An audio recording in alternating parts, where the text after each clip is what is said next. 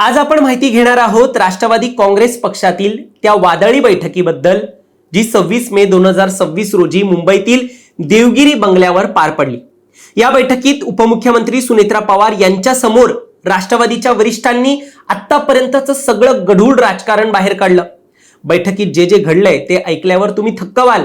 राष्ट्रवादी सारख्या पक्षात ज्या स्वरूपाची खदखद काल वरिष्ठ नेत्यांकडून बाहेर आली आहे, ती जी इनसाइड स्टोरी समोर आली आहे, ती सगळी ऐकून तुम्ही थक्क व्हाल। त्यामुळे या व्हिडिओच्या माध्यमातून नेमकं काल काय घडलेलं आहे हे सगळं काही या व्हिडिओच्या माध्यमातून आपण जाणून घेतोय। दरम्यान तुम्ही चॅनलवर नवीन आलाय तर लगेच सबस्क्राइब करा प्राईम टाइम महाराष्ट्राला, कारण असे राजकीय घडामोडी आम्ही नेहमी तुमच्यासाठी घेऊन येत असतो। माझं नाव ओमकार साळवी आणि या विषयाला आपण सुरुवातीपासून सुरू करूया। तर मंडळी, म्हटलं जातं काल बोलवण्यात आलेली बैठक ही पक्षाच्या 10 जूनच्या वर्धापन दिनाच्या तयारीसाठी बोलवली होती। जवळपास सर्व आमदार, खासदार आणि वरिष्ठ नेते या बैठकीला उपस्थित होते, पण बैठक सुरू होताच तेथील वातावरण तणावपूर्ण झालं। सर्वप्रथम चर्चेत आलेली सर्वात महत्त्वाची बाब म्हणजे प्रदेशाध्यक्ष सुनील तटकरे यांनी सुनेत्रा पवार यांच्या समोरच आपली नाराजी मांडली। आता त्यांनी सांगितले की अजितदादांच्या निधनानंतर आमच्यावर म्हणजे माझ्यावर आणि प्रफुल्ल पटेल यांच्यावर सातत्याने टीका होत आहे, पण पक्षातील कोणीही आमच्या बाजूने उभं राहत नाही, माध्यमांमध्ये स्पष्टीकरण देत नाही। आम्हीच टीकेचे धनी का व्हायचं असा प्रश्न जो आहे तो त्यांनी विचारला आणि वरिष्ठ नेतृत्व यावर काय भूमिका घेणार आहे का असा सवाल देखील त्यांनी उपस्थित केला। आता या सगळ्यानंतर पुढे तटकरे यांनी सांगितलं की दादा गेल्यानंतर आम्ही दोघांनी खूप प्रयत्न केले की मुख्यमंत्र्यांशी चर्चा केली पाहिजे, पक्षाचं स्थान हे अबाधित राखण्यासाठी आम्ही प्रयत्न केले, दिल्लीत चर्चा केली, उपमुख्यमंत्री पद आपल्याकडे टिकवून ठेवलं, तरीही पक्षात आमच्या बाजूनं कोणी बोललं नाही आणि याचीच खंत त्यांनी स्पष्टपणे व्यक्त केली। यावेळी मंत्री छगन भुजबळ यांनी तटकरे यांना थांबवण्याचा प्रयत्न केला। लवकर आटपा, या सगळ्या गोष्टी आता काढण्याचं कारण नाहीये, पुढे जाऊया असं त्यांनी म्हटलं, पण तटकरे यांना ते मान्य नव्हतं। त्यांनी भुजबळ साहेबांना थेट सांगितलं की तुम्ही पक्षाचे ज्येष्ठ नेते आहात, किमान तुम्ही तरी माझी बाजू मांडली पाहिजे होती। यामुळे दोघांमध्ये एक शाब्दिक चकमक झाली, वातावरण काही काळ तणावपूर्ण झालं आणि थोडीशी बाचाबाचीही झाली। आता संपूर्ण बैठकीत प्रफुल्ल पटेल यांची गैरहजेरी देखील चर्चेचा विषय बनली। ते मुंबईतच होते पण बैठकीला आले नाहीत, यामुळे त्यांच्या नाराजीच्या चर्चांना अजून उधाण आलं। हसन मुश्रीफ यांनी मात्र सांगितलं की प्रफुल्ल भाई काही कामानिमित्त गैरहजर होते, पण तरीही राष्ट्रवादीच्या धुसफुसीच्या काळात या एका स्पष्टीकरणाने त्यांच्या गैरहजेरीची चर्चा ही थांबली नाही। आणखी एक महत्त्वाची गोष्ट म्हणजे पार्थ पवार यांनी सुनील तटकरेंच्या भाषणापूर्वीच बैठक सोडली आणि ते तिथून निघून गेले होते। यामुळे पक्षातील अंतर्गत मतभेदांच्या चर्चांना अधिक बळ मिळालं।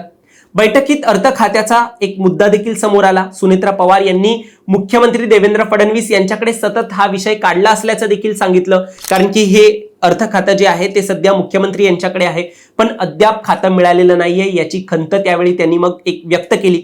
हसन मुश्रीफ यांनी सांगितलं की बजेटच्या वेळी नंतर देतो असं सांगितलं होतं, पण ते अजूनही मिळालेलं नाहीये। मात्र सुनेत्राताई हे दिल्लीत गेले असल्याने आणि त्यामुळे बीजेपी एक त्यांचा सन्मान राखेल असा विश्वास त्यांनी या प्रकरणाबाबत एक व्यक्त केलाय।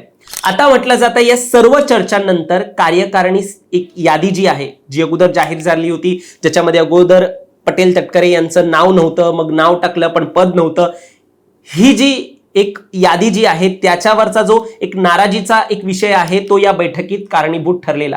काही दिवसांपूर्वी सुनेत्रा पवार यांनी निवडणूक आयोगाला पाठवलेल्या यादीत प्रफुल्ल पटेल आणि सुनील तटकरे यांचं नाव नव्हतं, त्यामुळे त्यांना डावलून नव्या लोकांना स्थान दिल्याची जी चर्चा रंगलेली, आता सुनेत्रा पवार हे या सर्व प्रकरणानंतर नवीन सुधारित यादी पाठवणार आहेत अशी देखील एक चर्चा कालच्या बैठकीत घडलेली आहे। यात हसन मुश्रीफ यांना देखील स्थान मिळण्याची शक्यता आहे, तर सना मलिक, एक सुबोध मोहिते आणि प्रजापती यांना वगळलं जाण्याची एक चर्चा आहे। आता व्हिडिओच्या शेवटीला महत्त्वाची माहिती म्हणजे सदर बैठक ही 10 जूनच्या स्थापना मेळाव्याबाबत घेण्यात आलेली, मात्र इतर चर्चांना तिकडे जास्त उधाण आलं। आता म्हटलं जात आहे स्थापना मेळावा हा मुंबईत करायचा की पुण्यात, यावर देखील काही मतांतर एक आहेत। सुनेत्रा पवार यांनी मात्र बैठक संपल्यावर स्पष्ट सूचना दिल्यात, पक्षाची बदनामी करणाऱ्यांना ठाम उत्तरं द्या, पक्ष एकसंघ आहे हे जनतेपर्यंत पोहोचवा, 22 आमदार शरद पवार गटामध्ये जातील अशा अफवा पसरवल्या जात आहेत, यावरही त्यांनी एक नाराजी व्यक्त केली। ज्येष्ठ नेत्यांचा सन्मान राखला जाईल असं देखील त्यांनी एकूणच या बैठकीत सांगितलंय। मात्र हे सगळं सांगताना पार्थ पवार तिकडे होते का हा प्रश्न देखील होताच, कारण की चर्चा अशी होती की ते अगोदरच निघून गेलेले। एकूण काय तर ही बैठक वादळी ठरली तरी पक्ष एकसंघ ठेवू असा संदेश देण्यात आलाय. पण तरी देखील आतून काय चाललंय हे पाहणं महत्वाचं आहे. अंतर्गत राजकारण काय आहे हे जाणून घेणं महत्वाचं आहे. 10 जूनचा वर्धापन दिन जवळ येतोय. या पार्श्वभूमीवर आणखी काही घडामोडी होऊ शकतात असं म्हटलं जात आहे. खऱ्या अर्थाने पक्ष एकसंघ आहे का हे तेव्हाच कळेल. मात्र तुम्हाला काय वाटतं? तुमचं मत देखील आम्हाला कमेंटमध्ये नक्की सांगा आणि असेच राजकीय घडामोडी पाहण्यासाठी सबस्क्राईब करा प्राईम टाइम महाराष्ट्राला.